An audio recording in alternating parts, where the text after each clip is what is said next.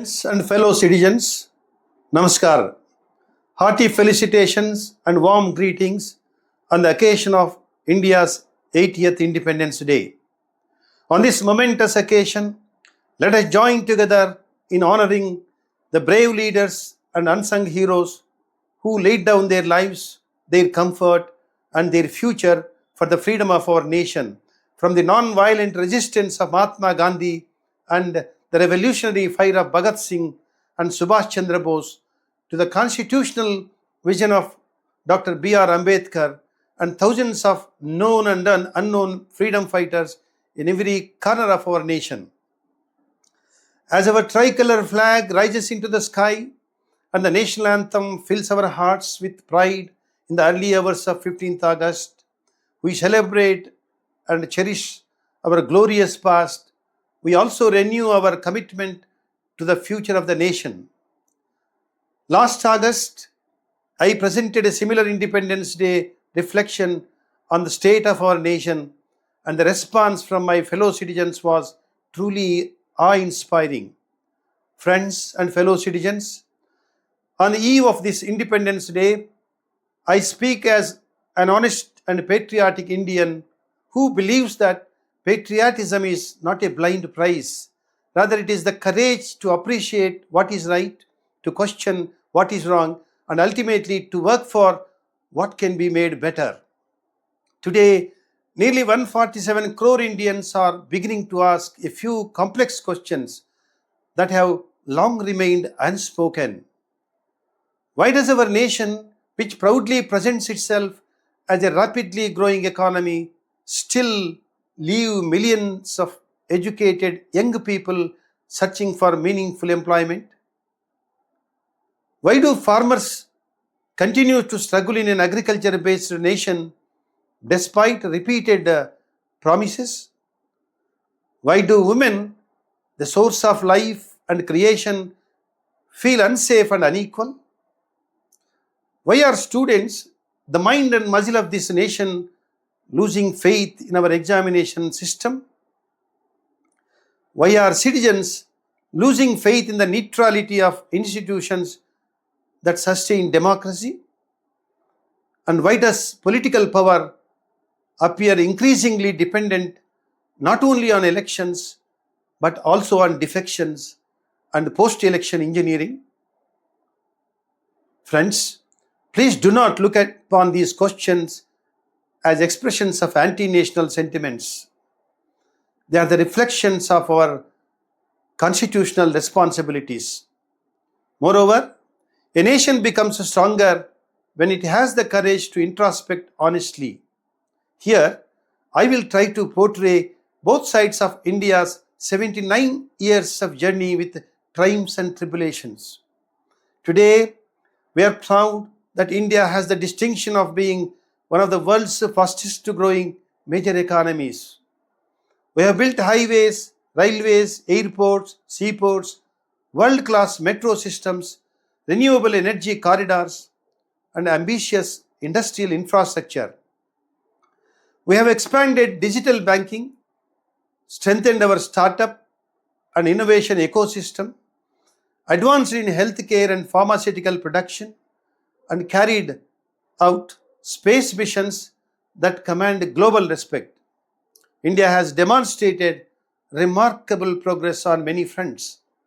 Yet behind this impressive growth, a story lies a painful contradiction. Friends, unemployment among the youth remains alarmingly high, placing it around 15%. Millions of graduates, postgraduates, engineers, and diploma holders continue to search for stable employment. In many homes, parents spend their savings on education, while their children spend years preparing for competitive examinations without certainty of a career. The situation of uneducated or low-educated youth is even more serious, with uncertain seasonal employment without dignities, security, or upward mobility. This is not merely an economic issue, it's a crisis of hope. A nation with the world's largest youth population with nearly 27% of its people in the age group of 15 to 29 years, cannot afford a situation where talent is waiting no longer than opportunity. The anger witnessed across the country over several examination irregularities and paper leak allegations triggered by NEET UG 2026 question paper leak exposed a deeper wound. For ordinary families, competitive examinations are the only source of social mobility. When students begin to doubt the fairness of that source, trust in the system itself is shaken. A republic survives when merit is protected. If hard work is perceived to be less powerful than manipulation, the damage goes far beyond one examination. Friends and fellow citizens, our farmers who feed the nation continue to live with uncertainty. Agriculture supports a large share of India's population, but farm incomes remain vulnerable to fluctuating prices, rising input costs, climate change, and water scarcity. We celebrate record food production, yet many cultivators still struggle with debt and insecurity. Dr. M.S. Swaminathan, often regarded as the architect of India's Green Revolution, recommended that farmers should receive a remunerative price, including at least 50% above the comprehensive cost of cultivation, so that agriculture remains viable and dignified. The question before us is not whether farmers need our sympathy. The question is whether they receive fair prices, irrigation security, market access, and a predictable income that enables them to live with dignity. Friends, women who constitute nearly 48.5% of India's population have brought glory to the nation in science, business, sports, administration, and the armed forces. Yet, many women still face violence, discrimination, unequal pay, and restricted opportunities. In this context, the long pending Women's Reservation Bill became a symbol of both progress and delay. The constitutional amendment providing for one-third reservation for women in the Lok Sabha and state assemblies was passed, but its implementation remains linked to future delimitation and census processes. For millions of women, the question is simple: why must equal political representation always wait for another procedural milestone? Another issue that has generated intense national debate is delimitation. It raises a fundamental constitutional question. Should the states that performed better in population stabilization be politically disadvantaged for their success? Southern states succeeded in controlling population growth, and they now fear that delimitation based primarily on population could reduce their relative representation in parliament, while states with higher population growth gain greater political weight. Whether one agrees fully with this concern or not, the anxiety is real. National unity requires a formula that balances democratic representation with fairness to all regions of India. Friends, public debt deserves serious attention. The union government's liabilities have risen to very high levels, and India's external debt is substantial, though it is not currently considered to be at crisis level. Central government liabilities are estimated at nearly 200 lakh crore, while India's total external debt is about 70 lakh crore. When the borrowings of both the union and state governments are taken together, India's combined public debt is estimated to be around 84.4% of GDP, and 12.8 lakh crore is the annual interest on its debts. Every rupee spent on interest payments is a rupee that cannot be spent on schools, hospitals, nutrition, irrigation, or rural development. The real concern is not merely the size of the debt, but the burden it may place on future generations if borrowing is not accompanied by productive investment and sustainable economic growth. Friends, the social fabric of our nation is facing a delicate test. Many minority communities express anxiety over measures such as the Citizenship Amendment Act 2019, the Waqf Amendment Act 2025, and various state anti-conversion laws which have generated significant debate and apprehension, particularly among sections of the Muslim community.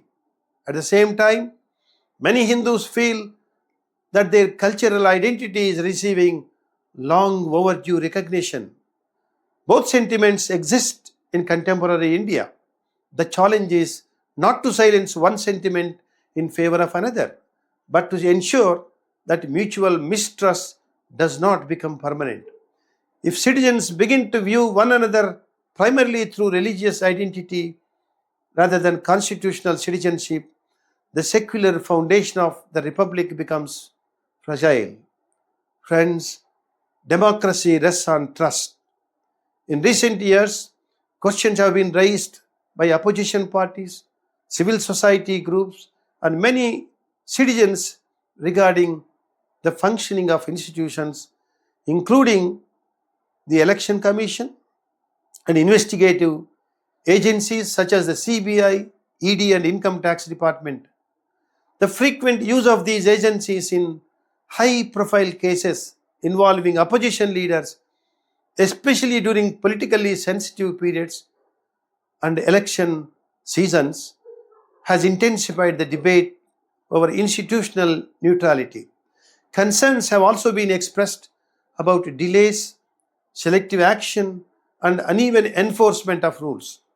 When large sections of citizens begin to doubt the impartiality of institutions and the fairness of the political playing field, democracy faces a serious challenge. Equally disturbing is the growing trend of political defections and alleged arse trading. Governments elected on one mandate have sometimes changed character through post-election realignments, resignations, mergers, and rebellions in legislative support. This phenomenon has occurred across different parties and states. For the last decades, states such as Arunachal Pradesh, Goa, Manipur, Karnataka, Madhya Pradesh, and Maharashtra have witnessed changes in government, not through fresh elections, but through defections, resignations, internal splits, and what critics describe as post-election political engineering. These developments have intensified the national debate over the effectiveness of the anti-defection law and the extent to which the voters' mandate can be reshaped after elections. Friends and fellow citizens, the freedom won in 1947 gave us political independence. The unfinished work of 2026 is not merely to build infrastructure or increase economic growth, but to secure social harmony, political stability, economic sustainability, religious tolerance, cultural harmony, institutional credibility, and equal citizenship for every Indian, while nurturing the spirit of Vasudhaiva Kutumbam, the belief that the world is one family. Friends, let this 15 August be not only a celebration of the past, but also a renewal of the promise that freedom must reach every village, every woman, every student, every farmer, every worker, and every community. Jai Hind, Jai Bharat, Vande Mataram. Friends, thank you for watching. If this constitutional reflection touches your conscience, please share it with others and subscribe to my channel, Dr.R.K. NAIDU'S Insights. Thank you. Namaskar.